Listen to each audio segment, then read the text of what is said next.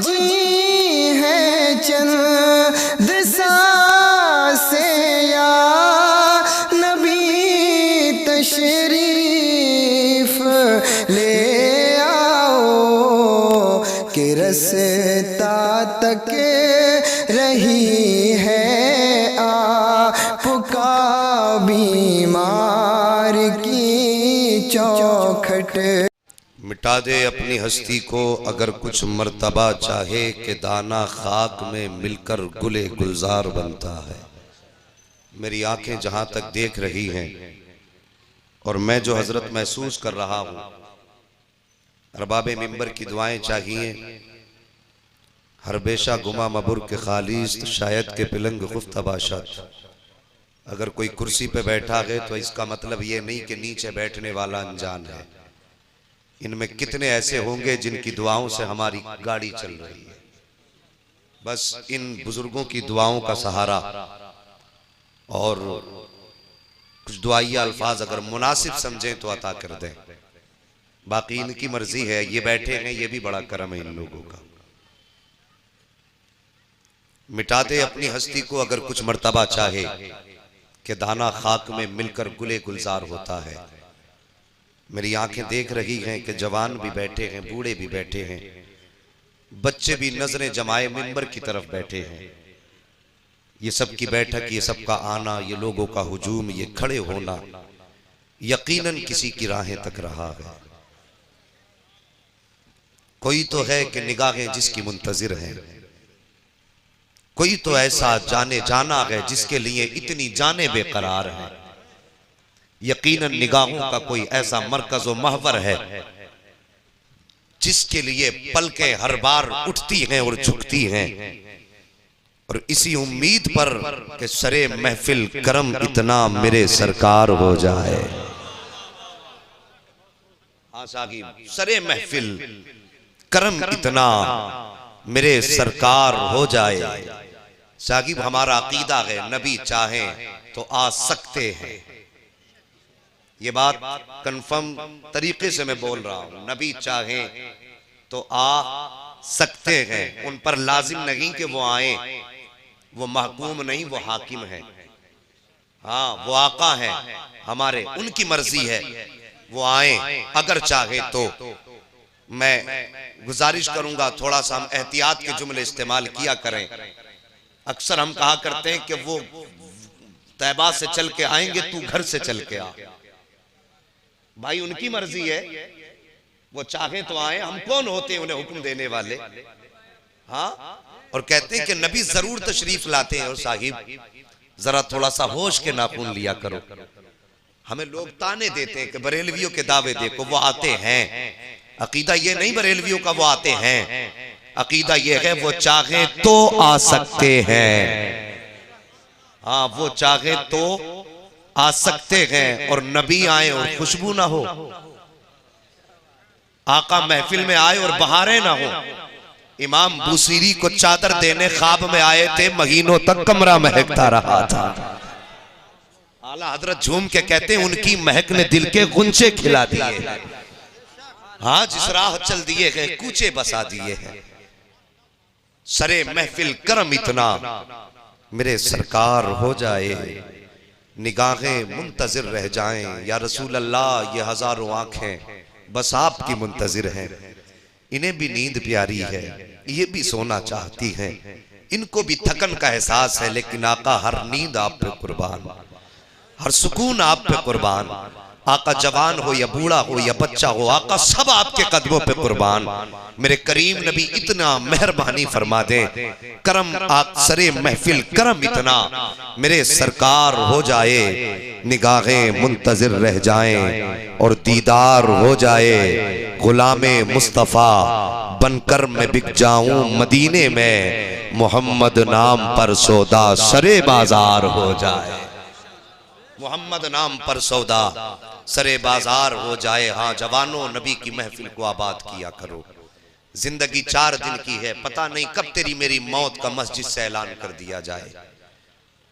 पता नहीं कौन सा सवेरा ऐसा निकले कि लोग सूरज को देखते हो और सूरज लोगों को देखता हो, लेकिन न सूरज हमको देखे न फिर हम सूरज को देखें। आज यारों की महफिलें हमसे रंगीन हैं, आज चौपालों की जीनत हम बने हैं। हम ठट्टे लगाते हैं, कह कहे लगा के हंसते हैं, तब बैठकें आबाद होती हैं। लेकिन कोई ये ना समझे कि तेरे जाने से कोई महफिल सूनी हो जाएगी, कोई ये ना समझे कि तेरे जाने से दुनिया में किसी की कमी महसूस होगी। एक दिन मौलाए कायनात मौला अली कब्रिस्तान गए और जाके आपने कहा था, कब्रिस्तान के मुर्दों बताओ तुम्हारा क्या हाल है।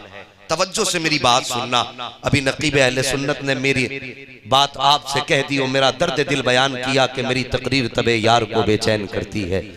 सबब क्या है, वही कहता हूं जो दिल पर गुजरती है। हाँ साकिब, मैं मुस्तफ़ा का नौकर हूँ, आप भी नौकर मुस्तफ़ा के हो।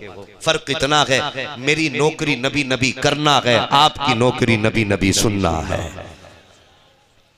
कोई एतराज किसी को? ये बस अपनी अपनी ड्यूटियां हैं कि सरकार ने मुझे किस ड्यूटी के लिए कबूल फरमाया, आपको किस ड्यूटी के लिए कबूल फरमाया। वरना खुदा की कसम वो नबी इतनी शान वाला है कि रब अगर चाहे तो पत्थरों से उसका जिक्र करा लेता है। हम तो चीज ही क्या गए, हम तो मशकूर और ममनून उसके हैं कि उसने अपने महबूब के जिक्र के लिए हम जैसों की जबान को आज उसने यहाँ के लिए मुंतखब फरमाया है। जवानों, अल्लाह तौफीक दे तो नबी के जलसों में ज्यादा से ज्यादा वक्त दिया करो। हाँ, कयामत में हर चीज का हिसाब होगा, हमारे बोलने का, उठने का, बैठने का, चलने का, फिरने का, सबका हिसाब लिया जाएगा। जब किसी की चौपाल और बैठक का मामला होगा, गर्दनें झुक जाएंगी। जब पूछा जाएगा फलां की दुकान पे खड़े होके तूने क्या कहा था, तब शायद बदन कांपने लग जाएगा। और साकिब, उस दिन का इंतजाम भी कर लो, ज्यादा वक्त जलसों को दो, आका के जिक्र की महफिलों को दो, ताकि जब 365 रातों में 364 रातों का हिसाब दिया जाए तो शर्म से गर्दन झुके। लेकिन जब आज की रात का हिसाब दिया जाए तो फख्र से गर्दन उठा के कहे, मालिक वो रात हमारी किसी के पट्टे चौराहे पे बैठ के नहीं गुजरी थी, या अल्लाह गवाह है तेरे फरिश्ते पूछ ले, रात का आधा हिस्सा गुजर गया था, दुनिया सोने में लगी थी, हम तेरे महबूब को मनाने में लगे। बेशक, सुभान अल्लाह, सुभान अल्लाह, बेशक। हाँ, हम तेरे महबूब को मनाने में लगे थे। बेशक। और साकिब, अपना वक्त नबी के जलसों में दिया करो। और वो वक्त दूर नहीं है, नबी का शहजादा आने वाला है, एक सैयदजादे की आमद होगी, देखना चेहरा उसका होगा जलवे मदीने वाले के नजर बेशक, बेशक। हाँ, फिर देखना जब सैयदजादा महफिल में बैठा हो तो करम कितना बरसेगा। साकिबो, अदब से बैठो, नबी की महफिल है। मैं अर्ज कर रहा था कि अपना ज्यादा से ज्यादा वक्त जलसों को दिया करो, अपना कीमती वक्त जिक्र मुस्तफा में गुजारो। हाँ हाँ, लोग कह दिया करते हैं यार जलसों से क्या मिला करता है, पूरी रात मौलवी आता चीख के चला जाता है, किसी ने कोई नसीहत हासिल की कि नहीं की। एक बात बता दूं, नाराज तो नहीं होंगे? हाँ, नाराज तो नहीं होंगे? हाँ, बस तवज्जो से सुनिए। एक मोची था हजरत, उलमाए किराम की तवज्जो। मोची था, बड़ा गरीब था, उसके दिल में तमन्ना जागी मैं किसी दिन अपने घर नबी के जिक्र की मिलाद का इनेकाद करूंगा। गरीब था लेकिन तमन्ना बहुत बड़ी थी, किसी दिन अपने घर नबी के जिक्र की महफिल का इनेकाद करूंगा। वो हर दिन अपनी कमाई से जूते सिलता था, 10 रुपए निकाल के रखता रहा। एक दिन उसके पास जब इंतजाम हो गया, उसने लंगर का एहतमाम किया, उलमाए किराम को दावतें दी और दरवाजे पे जाके बैठ गया। जो कोई महफिल में आता था उसके कदम हाथ रख करके चूम लेता था। किसी ने कहा यार ये क्या कर रहे हो? आशिक था ना, और फिर आशिकों की तो कहानी अजीब होती है। किसी ने कहा ये क्या कर रहे हो, हराने वाले के पैर चूम रहे हो?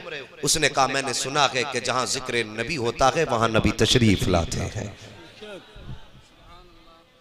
और किसी आशिक ने कहा था पलकों को बिछाने दो, गलियों को सजाने दो, किस गली से आएंगे मुस्तफा खुदा जाने। बेशक, बेशक। हाँ, उनकी मर्जी अगर आ जाए। उसने कहा था साकिब सुना है नबी आते हैं, मैं इसलिए हाथ लगा रहा हूँ, अनजाने ही में सकी कम से कम मेरे हाथ मुस्तफा के कदमों तक पहुंच जाए, ये सोच करके हर कदम चूमता रहा। मौलाना ने कहा बता तो सही कितना बड़ा जमींदार है? उसने कहा हजरत जमीन तो बीघा भर भी नहीं है। कहा फिर बिजनेस क्या करता है? कहा हजरत जी सिर्फ जूते सिला करता हूँ। का इतना बड़ा लंगर किस लिए किया? का मैंने सुना था नबी का जिक्र की महफिल आबाद करो तो किस्मतें चमक जाया करती हैं। ये सोच करके मैं कमाई से बचाता रहा और हजरत इंतजाम मैंने किया, जूतियां सिल करके आज मैंने इतना बड़ा इंतजाम किया है। उसने कहा था मेरा कुछ नहीं, सब मदीने वाले का है, सारा मदीने वाले का है। कहते मौलानाओं ने जिक्र किया। कुछ दिन के बाद फिर उन्हीं मौलवी साहब की उस साहिबे मकान से मुलाकात हुई। जैसी मुलाकात हुई दौड़ के आया, मौलाना के सीने से लग गया, कहने लगा मौलाना मुबारक हो। उन्होंने कहा किस बात की मुबारकबाद? कहने लगा हजरत जब आप मेरे घर जिक्र मुस्तफा की महफिल में आए थे तो दिन जुमे रात का था, रात जुमे के आने वाली थी। कहा तुम तो चले गए थे, लेकिन जब मैं ख्वाब में जैसी मैं सोया हूँ मुझे ख्वाब नजर आया तो ख्वाब में दुनियादार नहीं बल्कि मदीने का ताजदार नजर आ गया है। आका मेरे घर जलवागर हुए गए और आने के पास सीने से लगाया गए। कहा फिर क्या हुआ? कहा आका ने सीने से लगा के कहा था मुबारक हो तूने मेरे जिक्र की महफिल मुनाकद की है। वो कहता हजरत नबी कह के गए थे कि जा मुबारक हो, हमने तुझे भी कबूल कर लिया है और तेरे घर की महफिल में आने वालों को भी कबूल फरमा लिया। नारे तकबीर,